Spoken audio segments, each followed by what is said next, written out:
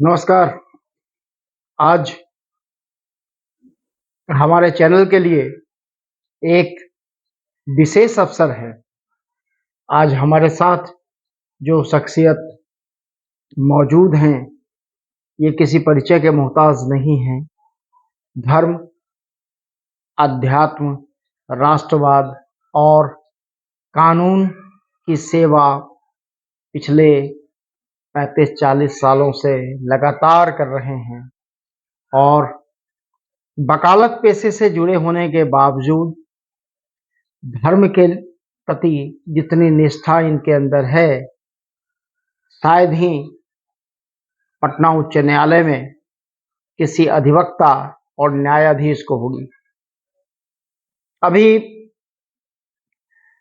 बहुत ही नज़दीक में इनकी एक पुस्तक प्रकाशित हुई है, जिसमें इन्होंने गीता के अंदर से जो मूल तत्व हैं गीता के, जिसको गीता भाष्य कहते हैं, उसे प्रकाशित किया है और बहुत ही कम पन्नों में इन्होंने गीता को लोगों के सामने रखा है, जिससे लोग गीता समझ सकें।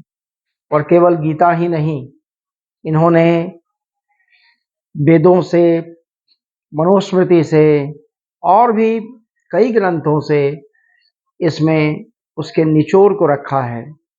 चिकित्सा विज्ञान क्या कहता था अपना, शैक्षणिक जो अपना माहौल था वो क्या था, ये सभी चीज़ों पे बहुत ही सुंदर तरीके से इन्होंने श्रीमद् भागवत गीता का भ्रंश और साथ ही साथ शब्दार्थ प्रकाश को प्रकाशित किया है। हम स्वागत करते हैं पंडित कृष्ण वल्लभ शर्मा जी का। ये पटना उच्च न्यायालय में अधिवक्ता हैं और धर्म के लिए निरंतर कार्य कर रहे हैं। स्वागत है आपका हमारे दिव्य रश्मि चैनल में। ये वकालत करते हुए आपके अंदर अचानक धर्म के प्रति कार्य करने की प्रेरणा कहाँ से आई? ये कोई अचानक नहीं हुआ है। हमारे यहाँ जो पारिवारिक माहौल रहा है, जो पारिवारिक परंपरा रही है, वो हजारों साल से निरंतर चली आ रही है और हर एक पीढ़ी में एक व्यक्ति, किसी किसी पीढ़ी में 2, 3, 4 व्यक्ति भी इस परंपरा का निर्वहन करने वाले निरंतर पैदा होते आए हैं। हर जनरेशन में आयुर्वेद की हमारे यहाँ विशद परंपरा रही है। आयुर्वेद के समस्त अंगों को वैज्ञानिक रूप से आम आदमी तक पहुंचाने का निरंतर प्रयास होता रहा है। चिकित्सा के साथ साथ चिकित्सा विज्ञान के संबंध में पुस्तकों का भी प्रकाशन किया जाता रहा है और साथ साथ क्योंकि आयुर्वेद में वेद जुड़ा हुआ है, इसको पंचम वेद भी कहा जाता है, तो वैदिक परंपरा पूरी हमारे यहाँ रही है। और क्योंकि हमारे प्रपितामह जो की थे पंडित हरिनारायण शर्मा, ऐसे जमींदारी के कागजात वगैरह में शुरू से उनका पंडित हरिनारायण मिश्र रहा है और देश भर में मंत्री जी के नाम से जाने जाते थे। नेताजी के नाम से सुभाष चंद्र बोस जाने जाते थे और मंत्री जी के नाम से पंडित हरिनारायण शर्मा जाने जाते थे। उनकी शिक्षा दीक्षा लाहौर में हुई थी और वैदिक भाष्यकार के रूप में, स्वतंत्रता सेनानी के रूप में, आयुर्वेद के सुप्रसिद्ध विद्वान के रूप में देश भर में, दुनिया भर में उनका नाम था और उस परंपरा को पहले से भी चली आ रही थी और हमारे पितामह में भी वही चीज आई, पितामह के भाई लोगों में भी वही चीज आई। वेद रत्न विद्यालय गुरुकुल उन्होंने 1901 ईस्वी में स्थापित किया था, जिसका 1915 ईस्वी में विस्तार हुआ। जब पटना यूनिवर्सिटी नहीं था, बनारस हिंदू यूनिवर्सिटी नहीं था, उस टाइम में यहाँ प्राइमरी से पीजी लेवल तक की शिक्षा की व्यवस्था हुआ करती थी। उसी गुरुकुल के छात्र हमारे दादाजी हुआ करते थे, पंडित वेदव्रत शर्मा, जो 1951 से 1966 ईस्वी तक उसी वेद रत्न विद्यालय गुरुकुल के प्राचार्य रहे थे। हमारे बड़े दादाजी थे सत्यव्रत शर्मा सुजन, वह भी उसी गुरुकुल के वेद रत्न विद्यालय गुरुकुल के विद्यार्थी रहे थे, जो बाद में बिहार सरकार में राजभाषा विभाग के डायरेक्टर थे। छोटे दादाजी हमारे प्रियव्रत शर्मा, वह भी उसी वेद रत्न विद्यालय गुरुकुल के विद्यार्थी रहे थे और वो फिर पटना आयुर्वेदिक कॉलेज के प्रिंसिपल रहे थे। इसके पहले वो बेगूसराय आयुर्वेदिक कॉलेज में भी रहे थे। बाद में बनारस हिंदू यूनिवर्सिटी में post graduate institute of Indian medicine के डायरेक्टर हुआ करते थे। अंग्रेजी, हिंदी, संस्कृत तीनों भाषा में 50 किताब उनकी लिखी हुई है, जो देश भर में, दुनिया भर में पढ़ाई जाती रही। तो वैदिक परंपरा में हमारा शुरू से हमारी शिक्षा का स्टार्टिंग जो है गुरुकुल सिस्टम से है, और इसीलिए 8 साल की उम्र में जो शिक्षा हमको दे दी गई, बाकी मॉडर्न स्कूल, कॉलेज, यूनिवर्सिटी में भी पढ़े, लेकिन वहां कहीं नहीं ये चीज मिल पाया जो 8 साल की उम्र में हमको करा दिया गया था। पीछे जो हम लोग के यहाँ शिक्षा व्यवस्था थी और एक साजिश के तहत सो कॉल्ड अंग्रेजों ने भारत को पूर्णतः अंग्रेजी सरकार के अधीन करने की साजिश के तहत जो शिक्षा व्यवस्था थोपा गया भारतीयों पे, ये भारतीयों के साथ कितना बड़ा धोखा है। यहां दरअसल प्रॉब्लम यह है कि चूंकि भारत विश्व गुरु रहा था और सद्गुण, संस्कार तथा ज्ञान, विज्ञान, विद्या की जो परंपरा रही है वो सस्टेन्ड कंटिन्यूएशन में निरंतर जारी होने के लिए, रहने के लिए दो ही माध्यम है, गुरु शिष्य परंपरा और दूसरा होता है वंश परंपरा। तो गुरु शिष्य परंपरा से हम लोग के यहां अनादिकाल से वो नॉलेज सिस्टम जो कि था वो कंटिन्यू करता रहा। और अंग्रेज लोग जबकि यहां पर आए तो उन्होंने देखा कि जब तक यहां पर गुरुकुल परंपरा जारी रहेगी तो भारत को परास्त नहीं किया जा सकता है, आइडियोलॉजिकली या फिर नेतृत्व के हिसाब से, शक्ति के हिसाब से, ज्ञान विज्ञान के हिसाब से। तो सबसे पहला जो अटैक उन्होंने किया यहां की शिक्षा व्यवस्था को चौपट करने के लिए किया। जब भारत में 7,32,000 गुरुकुल हुआ करते थे, हर गांव में गुरुकुल हुआ करते थे, सैकड़ों यहां पे यूनिवर्सिटीज हुआ करते थे, विश्वविद्यालय हुआ करते थे, जब बाकी दुनिया के लोग जंगलों में नंगे घुमा करते थे, उस समय यहां पर तरह तरह के ज्ञान विज्ञान के यहां पर प्रावधान हुआ करता था। ऐसे ऐसे एंशिएंट स्ट्रक्चर मिलेंगे जो आजकल के modern scientist, modern architect, modern engineer उस तरह की कल्पना भी नहीं कर सकते हैं जैसा निर्माण यहां पर किया गया था। ग्रह, नक्षत्र, तारा सबकी गणना कर दी गई, डिस्टेंस कितना कहां से किसका है उसको भी कैलकुलेट करके दे दिया गया, जबकि उस टाइम में कोई मॉडर्न साइंटिफिक अपैरेटस नहीं हुआ करते थे। उस टाइम में नासा नहीं था, उसके बावजूद सब कुछ कर दिया गया। और आज आप उस सीमा तक कुछ कुछ पहुंच रहे हैं। भूगोल के लिए तो सबसे अच्छी पुस्तक अगर कोई है तो विष्णु पुराण है। बिल्कुल बिल्कुल, विशेषता यही है कि 8 साल की उम्र में हमको गुरुकुल सिस्टम से 24 स्टाइल से धोती पहनना सिखलाया गया, 12 स्टाइल से पगड़ी धारण करना सिखाया गया, पूरा नेस्फील्ड ग्रामर हमको पढ़ा दिया गया था मात्र 8 साल की उम्र।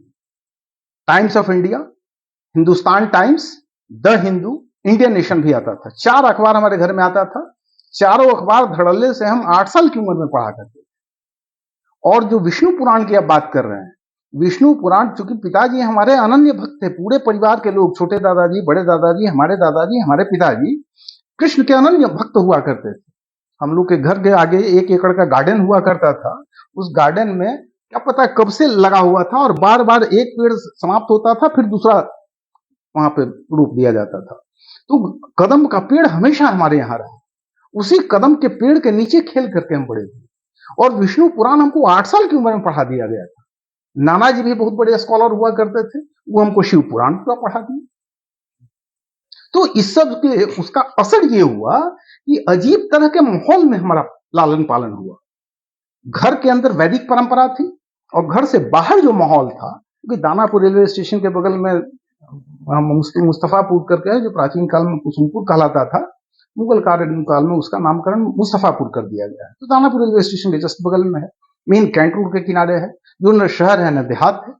वहां पे हमारी पैदाइश वहां की है। ननिहाल जो कि हुआ करता था वो भूचड़ देहात में हुआ करता था, जहां पर कि मात्र एक लड़की थी जो चप्पल पहन के चलती थी, पूरे गांव के लोग चिढ़ाया करते थे कि देखो ना छौड़ी के लाजो न लगी थी, बाप चाचा दादा की उम्र के सामने चप्पल पहनने चली। तीसरी तरफ चूंकि हमारे प्रपितामह के शिष्यों में पृथ्वीराज कपूर भी थे, डॉक्टर सच्चिदानंद सिन्हा भी थे, डॉक्टर राजेंद्र प्रसाद भी हुआ करते थे, बिहार के पहले एडवोकेट जनरल बलदेव साहब भी हुआ करते थे, बिहार के पहले chief minister doctor Shri Krishna Singh, जो दूसरे मिनिस्टर थे अनुग्रह नारायण सिन्हा, या फिर ये कृष्ण बल्लभ साहब चौथे चीफ मिनिस्टर हुआ करते थे, ये सब लोग उनके शिष्य रहे थे। तो पिताजी ननिहाल से लेकर उस भूचर देहात से लेकर के घर पे आए, एक तरफ वहां का माहौल, दूसरा तरफ घर का यहाँ पर दानापुर रेलवे स्टेशन का, और तीसरे तरफ वहां हमको बॉम्बे सीधा लेकर चले गए पृथ्वीराज कपूर के यहाँ। और उनके यहाँ 70 दिन रह करके उनको हम एबीसीडी पढ़ाया करते थे, बड़ा प्रेम से वो पढ़ते भी थे। जानबूझ करके उस एकाध अक्षर उल्टा बोल दे दिया करते थे, उनका कान पकड़ कर हम लटक जाते थे कि रोज पढ़ा रहे हैं, आपको समझ में नहीं आ रहा है, याद क्यों नहीं हो रहा है। राज कपूर से हम हाथ मिलाना सीखे, शम्मी कपूर से हम बॉक्सिंग सीखे, शशि कपूर कंधा पर टांग करके हमको जुहू बीच घुमाने के लिए ले जाया करते थे। स्कॉलर्स के बीच में भी हरिवंश राय बच्चन जी के पास पिताजी मिलवाने के लिए लेकर चले गए थे, दिनकर जी के पास मिलवाने के लिए लेकर के चले गए थे, केदारनाथ मिश्र प्रभात जी के पास मिलवाने के लिए लेकर के चले गए थे। जो सोसाइटी के हर सर्किल, हर तरह के लोगों के साथ इंटरेक्शन हुआ।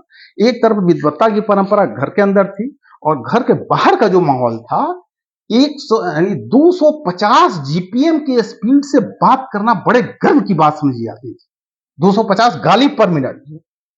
और ये जो न्याय व्यवस्था में आप काम करते हैं, पटना उच्च न्यायालय में वकालत का कार्य करते हैं, एक तरफ आपने वैदिक साहित्यों का अध्ययन किया है, दूसरे तरफ वर्तमान जो न्याय व्यवस्था है, क्या आपको लगता नहीं कि ये न्याय के नाम पे धोखा किया जा रहा है?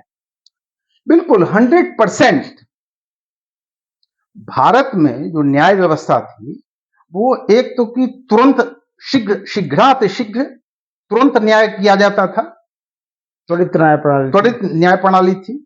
दूसरा, न्याय का मूल सिद्धांत ही अब समाप्त कर दिया गया है। भारत के किसी लॉ कॉलेज में किसी एडवोकेट्स और जजेस जो कि आजकल हो रहे हैं, किसी को वो मूल न्याय का सिद्धांत पढ़ाया नहीं जाता है। न्याय के नाम पर जो यहां पर पढ़ाया जाता है वो सैमंड, हॉलैंड, हॉब्स, रॉस्को पाउंड पढ़ाया जाता है, जो रियल कंसेप्शन डेवलप नहीं कर पाता है। भारत का जो था वो चीज कहीं समझाया नहीं जाता, पढ़ाया नहीं जाता है। गौतम मुनि का न्याय दर्शन किसी लॉ कॉलेज में नहीं पढ़ाया जाता है। यज्ञवल्क्य संहिता किसी लॉ कॉलेज में नहीं पढ़ाया जाता है। बृहस्पति संहिता, नारद संहिता था, बृहस्पति संहिता है, महाभारत का विष्णु पर विष्णु संहिता भी है, विष्णु पुराण वगैरह भी हुआ करता है, मनुस्मृति है। तो ये कोई पुराण नहीं पढ़ाया जाता है, वैदिक परंपरा से कहीं कोई मतलब नहीं रहने दिया गया है। और न्याय का जो मूल सिद्धांत है, न्यायस्य अर्थः संपूर्ण स्वरूपेण धर्मस्य विजय अस्ति। न्याय का अर्थ संपूर्ण स्वरूप में धर्म की विजय है। लेकिन जस्टिस मीन्स विक्ट्री ऑफ धर्म इन ऑल इट्स फीचर्स। लेकिन यहाँ धर्म की बात जब आप करते हैं वर्तमान परिवेश में, तो आप सांप्रदायिक कहला जाते हैं। समस्या यही है ना। तो धर्म, अगर हम सनातन धर्म की बात करते हैं तो हम अंग्रेजों के शब्द में कहें तो कॉमनल हो गए, ठीक है। लेकिन वही किसी गैर सनातन की बात करें तो सब कुछ क्षम्य है। समस्या यही है ना। अभी कोर्ट में जब ये सेंटेंस हम बोलते हैं कि न्यायस्य अर्थः संपूर्ण स्वरूपेण धर्मस्य विजय, न्याय का अर्थ संपूर्ण स्वरूप में धर्म की विजय है। जस्टिस मीन्स विक्ट्री ऑफ धर्म इन ऑल इट्स फीचर्स। तो यही बात जो आप कह रहे हैं, यही सवाल वहां कोर्ट में भी, ओपन कोर्ट में लोग उठा दिया करते हैं कि आप न्याय में धर्म को क्यों घुसेड़ रहे हैं। अब सवाल ये पैदा होता है, सुप्रीम कोर्ट का ध्येय वाक्य जो है, बिल्कुल बिल्कुल बिल्कुल, यतो धर्म ततो जय। तो ये तो खुद कॉन्ट्राडिक्ट कर रहा है। बिल्कुल बिल्कुल बिल्कुल। आपने लिखा कुछ, कहा कुछ, और कर कुछ और रहे हैं। बिल्कुल बिल्कुल। तो समस्या ये है ना कि सुप्रीम कोर्ट के जो मोनोग्राम है, एम्ब्लेम है, उसी में आपने इसको इंक्लूड कर लिया। तब फिर अब जाकर के ये कहना कि धर्म को उसमें क्यों घुसेड़ रहे हैं, ये तो मानसिक दिवालियेपन का परिचायक है ना। क्योंकि लोग धर्म, रिलीजन संप्रदाय और मजहब, इन 4 शब्दों में अंतर नहीं समझ पाते हैं। और ये गुरुकुल शिक्षा पद्धति को समाप्त जो किया गया, तो ये स्कूल लाया गया। अब स्कूल और विद्यालय में बहुत बड़ा अंतर हो जाता है। तो शब्दों का अर्थ समझने के लायक न्यू जनरेशन को छोड़ा ही नहीं गया है।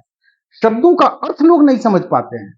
जितने एमए किए हुए हैं, पीएचडी किए हुए हैं, डिलीट किए हुए हैं, प्रोफेसर हैं, हेड ऑफ डिपार्टमेंट है, वाइस चांसलर हैं, एमएलए हैं, मिनिस्टर हैं, नेता है, गवर्नर है, प्राइम मिनिस्टर है, प्रेसिडेंट है, किसी को जरा सा खड़ा करके पूछ लीजिए कि विद्यालय और स्कूल में क्या अंतर है, विद्यालय क्या है, स्कूल क्या है और मदरसा क्या है, तीनों में फंडामेंटल डिफरेंस क्या है, एक आदमी नहीं बतला पा रहा है। रियल कंटेक्स्ट में, रियल मीनिंग कॉनोटेशन जो कि होता है उसका, धर्म, संप्रदाय, रिलीजन और मजहब, ये चारों शब्द जो कि हैं विपरीतार्थक हैं। आप उनको समानार्थक के रूप में लेकर उठा रहे हैं। आप हिंदू, मुस्लिम, सिख, ईसाई को धर्म कह दे रहे हैं। धर्म कैसे कह सकते हैं? वो संप्रदाय भी नहीं है। आपने अभी बहुत बढ़िया बात कहा कि कम्युनल कह दिया जाता है जहां कहीं भी सनातन धर्म की बात करते हैं। तो धर्म सिर्फ और सिर्फ एक ही है, इसको आप सनातन धर्म भी कह लेते हैं, हिंदू धर्म, जो भी नोमेनक्लेचर से किसी भी नाम से आप बुला लीजिए, लेकिन धर्म सिर्फ और सिर्फ एक है। अलग अलग धर्म नहीं हो सकता है। There can never be two kinds of dharma for two people और for the people of two communities. Religion अलग हो सकता है, मजहब अलग हो सकता है। अब संप्रदाय भी जो कि है वो भी वो विशिष्ट गुरु के शिष्यों की विशिष्ट ज्ञान परंपरा है। उसको हम लोगों ने गाली बना दिया। जो बढ़िया चीज थी उसको गाली बना दिया। उसको कहीं कॉन्फ्लिक्ट नहीं है।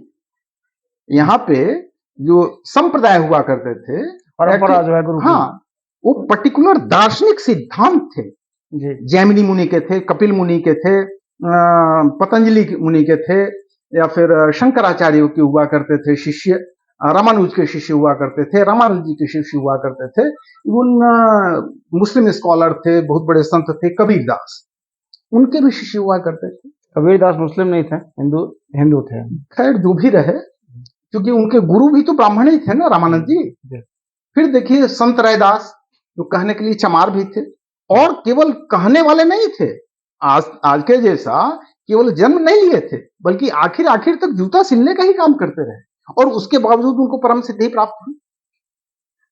पूरे समाज ने उनको संत के रूप में एक्सेप्ट किया। और उनकी शिष्या मीराबाई थी, जो क्षत्रिय थी, उनके गुरु ब्राह्मण थे। तो ये भी कुतर्क जो आजकल दिया जाता है कि ब्राह्मण लोग ये किए, वो किए, ऐसे किए, वैसे किए, शूद्रों को शिक्षा नहीं दिए। तो अगर शिक्षा नहीं देते शूद्रों को, तो संत रैदास के गुरु ब्राह्मण कैसे थे? संत रैदास की शिष्या क्षत्रिय मीराबाई वो कैसे हो गई? तो यहां पे साजिश चलती रही है।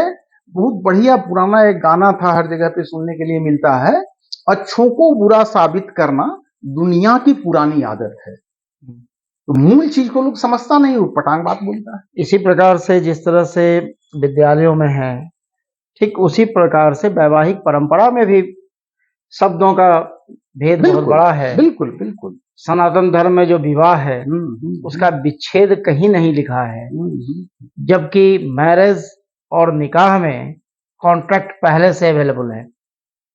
इसी चीज को ये जो हम किताब तैयार किए हैं, श्रीमद् भगवद गीता अंश भाष्य, साथ साथ शब्दार्थ प्रकाश भी है। 50 शब्दों का वो अर्थ, वास्तविक अर्थ, उसकी व्याख्या और उसकी परिभाषा और वैज्ञानिक व्याख्या, साइंटिफिक इंटरप्रिटेशन एक्सप्लेन किया गया है। तो क्योंकि शब्दों का अर्थ समझने की कैपेसिटी समाप्त की गई है, लोगों को चाहिए कि इसे पढ़ें, लोग पढ़े समझे। अभी जो शब्द आपने कहा विवाह, तो विवाह, मैरिज और निकाह तीनों विपरीतार्थक शब्द है, समानार्थक शब्द नहीं है। अब विवाह के लिए देखिए, विवाह का इतना साइंटिफिक कंसेप्शन हम लोग के यहाँ था कि विवाह, चूंकि हम लोग के यहाँ 12 संस्कार के बाद 13वां संस्कार हुआ करते थे, 16 संस्कार में से 13वां संस्कार हुआ करता था। तो हर जनरेशन, पिछला जनरेशन से अगला जनरेशन ज्यादा बेहतर हो, देवत्व के सद्गुण संस्कार से युक्त हो, स्वस्थ हो, सफल बने, निरोगी जीवन हो, शक्तिशाली बने, तो इसके लिए ज्यादा बेहतर बनाने के लिए यहाँ पर प्रोसेस हुआ करता था, जो गर्भाधान संस्कार हुआ करता था, विवाह संस्कार है। तो ये सारे संस्कार जो कि थे, किस लड़की से किस लड़के का विवाह होना चाहिए, ये भी हमारे यहाँ बहुत साइंटिफिक ये हुआ करता था। फिर है कि किस स्थिति में किस समय स्त्री और पुरुष का शारीरिक संबंध स्थापित होना चाहिए, जिससे नेक्स्ट जनरेशन ज्यादा बढ़िया पैदा हो। फिर उस समय उसकी मन स्थिति क्या होनी चाहिए, जब बच्चा गर्भ में रहता है उस समय कैसा माहौल होना चाहिए, जब बच्चा छोटा बच्चा होता है उस समय किस तरह का माहौल होना चाहिए। बहुत सेंसिटिव माइंड होता है छोटे बच्चे का, गर्भ में रहता है उस समय भी सीखता है, हर बच्चा सीखता है, केवल अभिमन्यु सीख करके नहीं आया था, हर बच्चा सीखता है। तो यदि गलत माहौल में, गलत परिवेश में, गलत मानसिक स्थिति में यदि शारीरिक संबंध बनाया जाता है स्त्री और पुरुष का, तो उसका असर बच्चों पर भी होता है। यदि बलात्कार से बच्चा पैदा होगा तो बलात्कारी ही पैदा होगा, डब्बू होगा, आक्रोशित होगा, आतंकवादी पैदा होगा। आज जो मानसिक विकृति के साथ बहुत ज्यादा अधिकांश लोग पैदा हो रहे हैं, उसका मूल कारण यही है कि गर्भाधान संस्कार का कहीं पालन नहीं किया जा रहा है। फिर बच्चा गर्भ में रहता है उस समय भी सीखता है, छोटा बच्चा होता है, बहुत सेंसिटिव ब्रेन उसका होता है। आप जो उपदेश दीजिए, पढ़ाइए, समझाइए, बताइए, डांटिए, उसका असर उतना नहीं होता है। वो आपके एवरी एक्शन को देखता है, आपका nature, character, behaviour, performance, achievement, आपके हर एवरी एक्शन को देखता है और उसको देख करके परसीव करता है, उसको देख करके प्रेरणा प्राप्त करता है और वैसे अपने आप को ढालता है। तो यदि हस्बैंड वाइफ झगड़ा करेगा, हस्बैंड वाइफ डाइवोर्स लेगा, एक दूसरे का माथा फोड़ेगा, कोई दारू पीकर पहुंच जा रहा है, मिसबिहेव कर रहा है, घर में सीन क्रिएट कर रहा है, तो बच्चा भी तो वैसा ही पैदा होगा ना। आज का जनरेशन का बड़ा अजीब विचित्र स्थिति है, इनको कुत्ता तो चाहिए बढ़िया नस्ल का, और ये भी कहते हैं कि कुत्ता के लिए डेवलपमेंट के लिए 7 जनरेशन चाहिए तब उसका बढ़िया ब्रीड तैयार होता है। लेकिन आदमी अपना औलाद कैसा पैदा हो रहा है इसको लोग भूल जाते हैं। 7 जनरेशन लगता है नोबल क्वालिटीज को डेवलप करने में पूरी तरह से, और 7 जनरेशन लगता है पूरी तरह से समाप्त होने में। अब ये अलग चीज है कि कुछ लोग एक्सपेडाइट कर दे सकते हैं, जैसे दौड़ने में कोई अगर जो 500 मीटर दौड़ जा रहा है 5 मिनट में, तो कोई ज्यादा टाइम ले रहा है, किसी का कम स्पीड है, किसी का ज्यादा स्पीड है, एरोप्लेन का हो, कार का हो, मोटरसाइकिल का हो, हर किसी का वैसे ही होता है। तो वैसे ही अब जैसे विश्वामित्र थे क्षत्रिय, लेकिन एक ही लाइफ में अल्टीमेटली उन्होंने ब्राह्मणत्व को प्राप्त किया। तो यहाँ पे ब्राह्मण, क्षत्रिय, वैश्य, शूद्र जो कि हुआ करते थे, उन नोबल क्वालिटीज का नाम था। यही इस किताब में भी, इस पुस्तक में भी यही डील किए हैं कि ब्राह्मण जो कि है उसको क्या एक्सप्लेन किया गया है, मूल सद्गुण संस्कार स्वभाव। तो मूल सद्गुण संस्कार स्वभाव जो कि है, कितना बढ़िया से ये गीता के 18वें अध्याय का 42वां श्लोक है। शमो दमस्तपः शौचम क्षांतिरार्जवमेव च ज्ञानम विज्ञानमास्तिक्यम ब्रह्म कर्म स्वभावजम।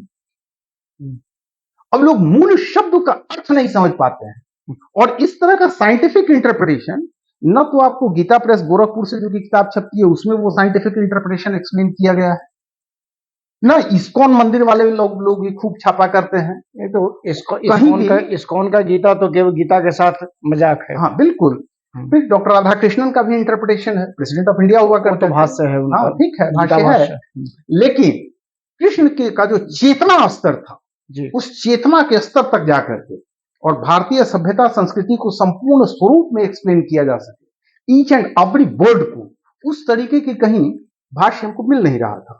इसलिए चेतना के पहले स्तर को उतना ऊंचा उठाना, उस चीज को देखना, संपूर्ण स्वरूप को अपने दृष्टि में लाना और उसको अपनी भाषा में बिना कहीं से कॉपी पेस्ट किए हुए, किसी ग्रंथ, किसी किताब को, हम जितनी भी किताब लिखे, किसी किताब में किसी ग्रंथ को हमने कोट नहीं किया है, कहीं से कॉपी पेस्ट नहीं किया।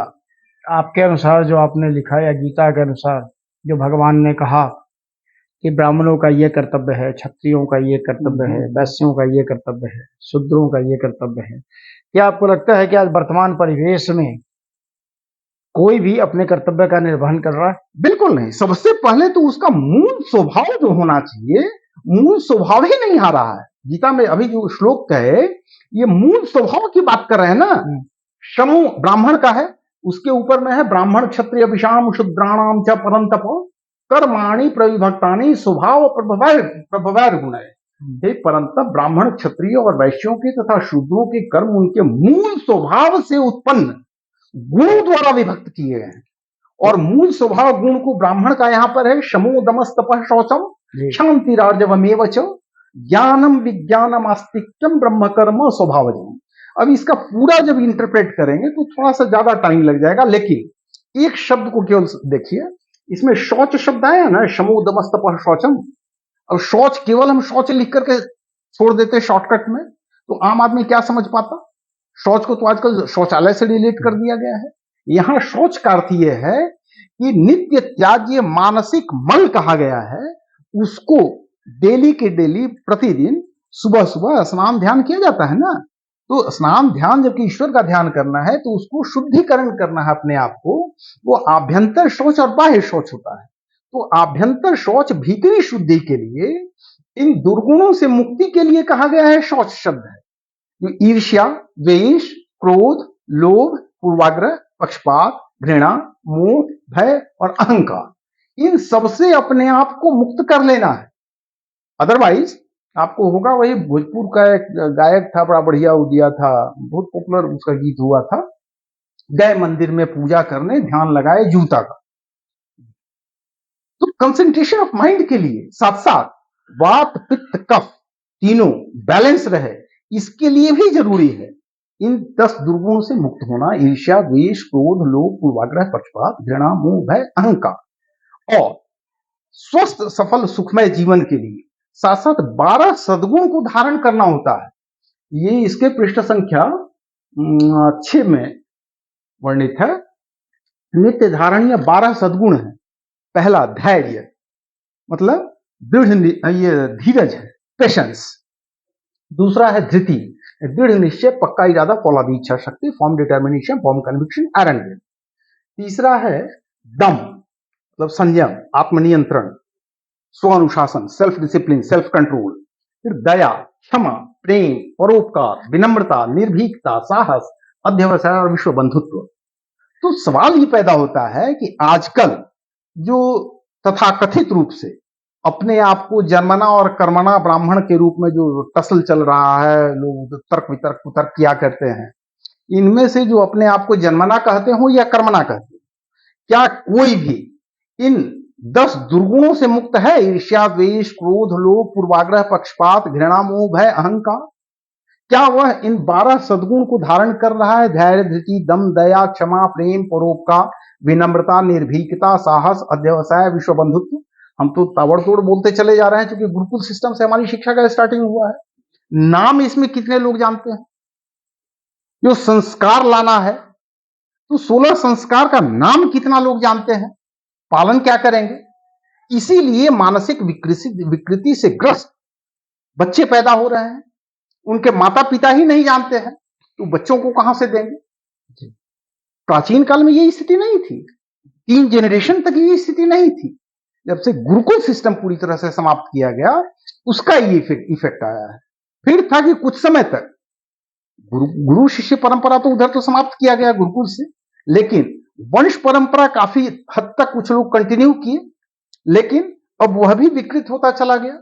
सारे लोग देखे कि चूंकि अंग्रेजी बोलने वाले लोगों को ही समाज में स्वीकृति ज्यादा दी जाती थी, अंग्रेजी पढ़ने, अंग्रेजी स्कूल से जो प्रोडक्ट होते थे उन्हीं को नौकरी सर्विस में भी प्रधानता दी जाती थी, तो सभी लोग अपना घर खेत बेच करके भी बच्चों को मॉडर्न स्कूल, कॉलेज, यूनिवर्सिटी में पढ़ाए, उनको सारी सुविधा प्रदान किए। स्कूलिंग में जो खर्च आता था, गुरुकुल सिस्टम में वो खर्च की जरूरत नहीं होती थी। बच्चे 8 साल की उम्र में भेज दिए गए, 10 साल की उम्र में भेज दिए गए, मैक्सिमम उम्र हुआ करता था 12 साल। वहां पे free of cost fooding, lodging, clothing सब कुछ के साथ व्यवस्था हुआ करती थी। पढ़ना लिखना, कपड़ा लत्ता, सारा कुछ, चिकित्सा सब कुछ वहीं से होगा। सब लोग निश्चिंत जीवन जीते थे। दिन भर काम किए, शाम हुआ, अंधेरा हुआ, खाए पिए, अपना ढोल झाल बजाए, शाम में चुपचाप निश्चिंत होकर उसको लिया करते थे। आज हर व्यक्ति परेशान है, लाखों रुपया खर्च भी कर रहा है और उनको होता यह है कि दीक्षांत समारोह किया जाता है डिग्री देते समय। दीक्षा का अंत। हाँ, दीक्षा का अंत हुआ तब ना दीक्षांत होगा। तो उसमें किया क्या जा रहा है आजकल, टोपी पहना करके एक गाउन पहना दिया जाता है काले रंग का टोपी, काले रंग का गाउन, और उनको कोई नेता मंत्री बुला लिया जाता है, वो भाषण वगैरह दे लेता है, और उसके बाद एक कागज का टुकड़ा थमा दिया जाता है सर्टिफिकेट के रूप में कि जाओ तुम बेरोजगारी के लाइन में धक्का खाने के लिए फ्री हो। तो इसमें एक मजाक आपको नहीं लगता? बिल्कुल मजाक का। जो विश्वविद्यालय अपने छात्रों को अपना ही हस्ताक्षर से प्रमाण पत्र निर्गत करता है, वही अगर अपने यहाँ नियोजित करने की बात करे तो अपने ही सर्टिफिकेट पे वो प्रश्न चिन्ह लगाएगा। बिल्कुल फिर से आपको एग्जाम देना हाँ, होगा। बिल्कुल। तो इसका मतलब आपको जब अपने ही दिए गए शिक्षा पे भरोसा नहीं है, बिल्कुल, तो फिर क्या फायदा है ऐसे शिक्षा का? बिल्कुल। एक एस्पेक्ट और मेन एस्पेक्ट पर आइए। अभी बहुत सारे यूनिवर्सिटी के हेड्स वगैरह हैं, या अच्छे हेड ऑफ डिपार्टमेंट्स हैं, प्रिंसिपल्स हैं, प्रोफेसर्स हैं, डीन हैं, इन लोगों से भी बातचीत हमारी होती रहती है, रजिस्ट्रार हैं, बहुत सारे लोगों से। तो पूछते यही है हम कि आपने दीक्षांत समारोह किया, टोपी पहना करके उसको सर्टिफिकेट दे दिया। तो भारत में तो टोपी पहनाना मतलब बुड़बक बनाना होता है। आप उसको बुड़बक बना रहे हैं, लाखों रुपया ले लिया फीस फास के नाम पर, और उसके बाद कागज का टुकड़ा एक थमा दिया कि जाओ तुम बेरोजगारी के लाइन में धक्का खाने के लिए फ्री हो गए। अब आइए दीक्षांत समारोह जिसको कहा जाता है, अंग्रेजी में कॉन्वोकेशन होता है, हिंदी में दीक्षांत समारोह कहा जाता है। तो दीक्षा का अंत होगा तब ना दीक्षांत होगा। और दीक्षा शब्द बना है दक्ष से, और दक्ष का मतलब क्या होता है, fully competent person, always ready to handle all kinds of situations and circumstances in day to day practical life. व्यावहारिक जीवन के हर प्रकार के स्थिति परिस्थिति का सामना करने योग्य दक्ष व्यक्तित्व। तो क्या वैसा सिलेबस आपके यहाँ है? क्या वैसी पढ़ाई आप कर पा रहे हैं? यही सवाल उठता है। बिहार स्कूल एग्जामिनेशन बोर्ड, इसका मोनोग्राम जो बना हुआ है, उसके मोनोग्राम को क्या बिहार स्कूल एग्जामिनेशन बोर्ड के प्रेजेंट चेयरमैन जो कि सीनियर आईएएस होते हैं, उनको जाहिर गंवार तो नहीं कहा जा सकता है ना, सीनियर आईएएस है। तो क्या सीनियर आईएएस होने के बावजूद क्या जो उसमें मोनोग्राम में लिखा हुआ रहता है, क्या उसको उन्होंने पढ़ा, देखा, समझा, जाना? और अगर पढ़ा, देखा, समझा, जाना, तो आज तक फिर उसको लागू क्यों नहीं किया? उसमें जो लिखा हुआ रहता है, संस्कृत का श्लोक है, अग्रतः सकलम शास्त्रम पृष्ठतः शरम धनु, यानी आगे से समस्त शास्त्रों का भी ज्ञाता है, साथ साथ पीठ पर तर्कस भी भरा हुआ है, तीर से भरा हुआ, कंधे पर धनुष भी है, यानी गोला बारूद से हथियार बंद है, हर तरह से लैस है। ज्ञान भी शास्त्रों का भी ज्ञान रखता है, और गोला बारूद के साथ हथियार बंद भी है। हर प्रकार की स्थिति परिस्थिति का सामना करने के लायक हमेशा तत्पर है, दक्ष है, फुल्ली कॉम्पिटेंट है। तो ऐसी शिक्षा व्यवस्था हमारी कहां है? ऐसा सिलेबस कहां है? समस्या ये पैदा हो रही है। इसी के चलते यहां के लोग डब्बू पैदा हो रहे हैं, या फिर आक्रोशित पैदा हो रहे हैं। एक तो कि 16 संस्कार की व्यवस्था नहीं है। अधिकांशतः जगह पे भारत के दर्शन में जितने भी फिलोसफीज हैं, जितने भी भारत की परंपरा रही है, स्त्री को देवी का दर्जा दिया गया है, बहुत ही सम्मान दिया गया है।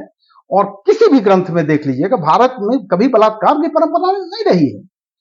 एक आध जगह पे जहां धर्म ग्रंथों में कहीं कहीं जिक्र आया भी है, तो उसको रूप बदल करके गए, किसी तरीके से अपना ये कर लिया, इंपर्सोनेशन करके, और उसको अब उसके पति का रूप लेकर के चला गया। कुछ ग्रंथों में ऐसा आया है, और उसके साथ कोहैबिट किया। लेकिन वहां पर भी स्वैच्छिक स्वीकृति तो थी ना, हालांकि वो भी अपराध है, उसको भी दंडनीय अपराध माना गया है, लेकिन वहां पर भी स्त्री की इच्छा के विरुद्ध कुछ नहीं किया गया।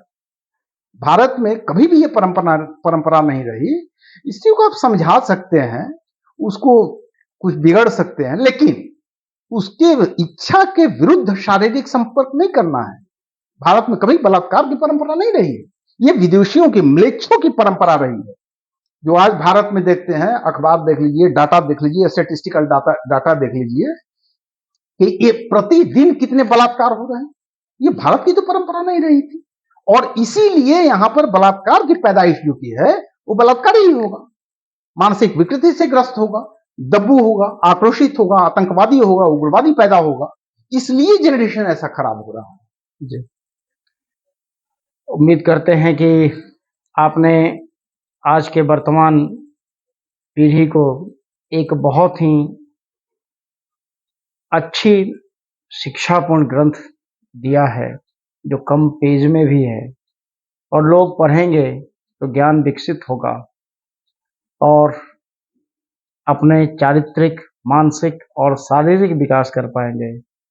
बिल्कुल, क्योंकि इसमें प्रयास यही है जो इस किताब में स्पष्ट रूप से इसके कवर पेज पर ही दिया हुआ है, स्पष्ट रूप से स्वस्थ, सफल, सुखमय, सार्थक, निरोगी जीवन के मूल सूत्र इसमें दिए गए हैं। शाश्वत सनातन सत्य, न्याय, धर्म, धारणीय विकास यानी सस्टेनेबल डेवलपमेंट और समस्या समाधान के मूल सूत्र दिए गए हैं। पारिवारिक समस्या हो, सामाजिक समस्या हो, व्यक्तिगत समस्या हो, व्यावसायिक समस्या हो, राष्ट्रीय समस्या हो, वैश्विक समस्या हो, हर प्रकार की समस्या का अस्थायी समाधान हो सके उसके मूल सूत्र इसमें दिए गए हैं। सनातन धर्म संबंधी समस्त प्रकार के शंका एवं विरोध का अस्थायी समाधान इसमें पेश किया गया है। जी, अंग्रेजी में कहें, this sacred book contains uniform guideline to be followed by each and every person on this earth and it is particularly to be observed and followed by the honorable judges sitting on the chair of justice, जो न्याय के सिंहासन पर विराजमान है, न्याय के पवित्र मंदिर में न्याय के सिंहासन पर विराजमान है, जो न्याय मूर्ति कहलाते हैं, उनके लिए सबसे पहले आवश्यक है इसका पालन करना। जो मंत्री कहलाते हैं, सांसद कहलाते हैं, विधायक कहलाते हैं, शासक हैं, सिविल सर्वेंट्स हैं, आईएएस आईपीएस ऑफिसर्स हैं, मिलिट्री ऑफिसर्स हैं, हर किसी के लिए बाइंडिंग है और आम जनता के लिए भी स्वस्थ, सफल, सुखमय जीवन अदरवाइज संभव ही नहीं है। और जो कुछ इसमें वर्णित किया गया है उसको हम स्वयं जीते हैं। आज तक इतना उम्र हमारी हो गई है, लेकिन आज तक हम कभी कोई दवा नहीं खाते हैं, किसी डॉक्टर के हम इलाज के लिए हम कभी नहीं जाते हैं, बल्कि जो एलोपैथी के डॉक्टर से उनके यहाँ जाते हैं तो उनका इलाज कर दिया करते हैं। अभी तक इतना हमारी उम्र हो गई, 33 साल से हम पटना हाईकोर्ट में एडवोकेट हैं 1991 से, लेकिन आज तक चश्मा हमको नहीं लगा। जबकि 8 घंटा 10 घंटा कभी कभी 12-14 घंटा भी कंप्यूटर पर बैठ करके अपने से हम ड्राफ्टिंग किया करते हैं, मोबाइल पर भी काफी काम किया करते हैं, उसके बावजूद आज तक चश्मा नहीं लगा। आज तक दांत भी इतना मजबूत बचा हुआ है कि बिना फुलाया हुआ सूखा चना कुटकुटा कर खा लिया करते हैं। आज तक पटना हाईकोर्ट का सीढ़ी हो या रेलवे स्टेशन का सीढ़ी हो, हम एक सीढ़ी नहीं चढ़ते हैं, डबल सीढ़ी चढ़ते हैं। मिलिट्री ट्रेनिंग भी लिए हुए हैं, लाठी, भाला, तलवार, गणासा से लेकर के राइफल, लाइट मशीन गन सब कुछ चलाए हुए हैं। चलते हैं तो मिलिट्री चाल से चलते हैं, बुलंद होकर के। तो इस सबके पीछे गुरुकुल सिस्टम ऑफ एजुकेशन, क्योंकि स्टार्टिंग हमारा गुरुकुल सिस्टम से है, बाद में तो मॉडर्न स्कूल, कॉलेज, यूनिवर्सिटी सब कुछ किए। यही नहीं, वो कुछ लोग सवाल उठाते हैं, क्योंकि हम धर्म विज्ञान पर लेक्चर देने के लिए जगह जगह पे जाया करते हैं, एजुकेशनल इंस्टीट्यूशंस वगैरह में भी, धर्मस्थल में, मंदिर में, सार्वजनिक स्थानों पर, कम्युनिटी हॉल्स वगैरह में। तो लोग कहते हैं कि इतना कहां से लाते हैं, इतना समय कहां से होता है, तो फिर आप वकालत कहां करते हैं? तो वकालत के फील्ड में भी पटना हाईकोर्ट में तो हम लगातार 33 साल से है ही। इसके अलावे हम उड़ीसा हाईकोर्ट में, कलकत्ता हाईकोर्ट में, दिल्ली हाईकोर्ट में, झारखंड हाईकोर्ट में, सुप्रीम कोर्ट में, तमाम जगहों पे जा जाकर केस काम हैंडल करते रहे। बिहार के 22 जिला में जा जाकर बहस करते रहे। अकेले पटना में 24 कोर्ट ट्रिब्यूनल है। अधिकांश वकील लोगों को नाम तक नहीं मालूम होगा उतने कोर्ट ट्रिब्यूनल का। हम सब जगह पे जा जाकर बहस करते रहे, ड्राफ्टिंग भी करते हैं, सीनियर जूनियर तमाम तरह के लोगों का ये रहता है। पटना हाईकोर्ट में हम एकमात्र व्यक्ति हैं जो सनातन धर्म को सिंबलाइज करते हुए, इसके आदर्श को मेंटेन करते हुए पूरा इस 7.5 मीटर, कभी 9.5 मीटर का, कभी सफेद कभी भगवा कलर का ये पगड़ी धारण करके जाते हैं, चंदन, टीका, धोती, पगड़ी के साथ शान के साथ जाते हैं, केस बहस करते हैं। शुरू में काफी लोग विरोध भी हमारा किए थे, लेकिन हम अपने इस स्टैंड पर हम हमेशा स्टैंड किए। सनातन धर्म को सिंबलाइज करते हैं, साथ साथ न्याय को एक्सप्लेन करते हैं। न्याय, सत्य, न्याय, धर्म को, उसकी विजय ही हमारा उद्देश्य है। जी, बहुत बहुत आभार आपका, आपने अपना कीमती समय दिया। एक चीज और, आशा है एक चीज और, ये पुस्तक भी जो की है, इसका साफ स्पष्ट रूप से दिया हुआ है, संपूर्ण विश्व में शाश्वत सत्य सनातन धर्म की पुनर्स्थापना ही इस पुस्तक का भी उद्देश्य है। और एक मिशन लेकर के हम लोग चल रहे हैं कि संपूर्ण विश्व में 100 करोड़ कॉपी इसकी छपवाई जाएगी। 100 करोड़ प्रति प्रकाशित करा करके हर भाषा में और विश्व के हर व्यक्ति तक पहुंचाना उद्देश्य है। और 2 साल के भीतर में संपूर्ण विश्व में शाश्वत सत्य सनातन धर्म की पुनर्स्थापना के उद्देश्य से हम लोग काम कर रहे हैं। कैसे होगा, क्या होगा, ईश्वर जाने। निष्काम कर्म करते हैं, जो इसके लिए हमको प्रेरित कर रहे हैं वही रास्ता सुलभ करेंगे। दिन भर सुबह में हम बस ईश्वर का नाम लेकर के कर्म अपना स्टार्ट करते हैं, शुरू करते हैं, और रात्रि के समय ईश्वर का नाम लेकर के समस्त कर्म उन्हीं को समर्पित करके निश्चिंत होकर सो लेते हैं। सारा मार्ग वही प्रदर्शित कर रहे हैं, वही करेंगे। हमको जो निष्काम कर्म है सो करते रहते हैं। गीता में तो भगवान ने स्वयं कहा है, कर्मण्येवाधिकारस्ते मा फलेषु कदाचन। बिल्कुल, और इसीलिए हमको हमारे व्यक्तित्व जो जिस तरीके से रहा, यही सबका परिणाम रहा हो, चाहे जो भी रहा हो। हमको अनेकों नाम से लोग जानते रहे, लेकिन बचपन में कृष्ण हमारा नाम रखा गया, क्योंकि घर में सारे लोग कृष्ण भक्त हुआ करते थे। शायद कुछ सांवला रंग भी हमारा था, इसलिए भी रखा गया, चाहे जो भी उनका उद्देश्य रहा। दूसरा कारण ये भी है कि भारत में अनादिकाल से प्रकृति की शक्तियों के नाम पर, देवी देवताओं के नाम पर ही नामकरण किया जाता रहा है, जिससे उसमें उस प्रकार का सद्गुण संस्कार का विकास हुआ। तो एक तो कि बचपन से कृष्ण नाम रखा गया, पूरा नाम रखा गया कृष्ण बल्लभ शर्मा। उस पर से योगी राज के रूप में लोगों ने कहना शुरू कर दिया। जिस तरीके से ये 8 उम्र से योगासन प्राणायाम वगैरह भी किया करते थे, वो जो जीवन व्यक्तित्व चरित्र हमारा रहा, इसलिए अब उस रूप में लोग, अब कोई लोग कृष्ण कह लेता है, कृष्णा जी कुछ लोग कह लेता है, कुछ लोग बल्लभ जी कह लेता है शॉर्टकट में, कुछ लोग शर्मा जी कह लेता है, कुछ लोग योगी राज कह लेता है, कुछ लोग पंडित जी कह लेता है, कुछ लोग वकील साहब कह लेता है। बहुत सारे लोगों का हमारे सामने जो लोग नहीं टिक पाते हैं, वो टेढ़िया वकील भी बोल लेता है। तो हर किसी की अपनी अपनी सोच है। हमारे मूछ पर लोग बड़ी बड़ी मूछ पे कमेंट करते हैं, कुछ लोग हमारे पगड़ी पर कमेंट करते हैं, कुछ लोग अंग्रेजी हिंदी संस्कृत में धारा प्रवाह जो हम हाईकोर्ट में बोलते हैं उसको लेकर के बोलते हैं कि संस्कृत में क्यों बोलते हैं। अरे भाई, संस्कृत तो भारत की भाषा रही है, मूल संपूर्ण विश्व में समस्त भाषाओं की जननी रही। शैक्षिक सहयोग करें, इसका कोई मूल्य नहीं रखा गया है। प्रपितामह हमारे कहा करते थे कि वेद विद्या कभी बेचने की चीज नहीं होती है। 100 करोड़ कॉपी इसकी छपवाएंगे, दुनिया के हर व्यक्ति तक पहुंचाना है, लेकिन एक भी प्रति हमारी बिकेगी नहीं। नहीं, लोग समर्थन करें, सहयोग करें। बहुत बहुत आभार आपका, आपने अपना कीमती समय दिया। दर्शकों, इनके मुहिम को कामयाब करें।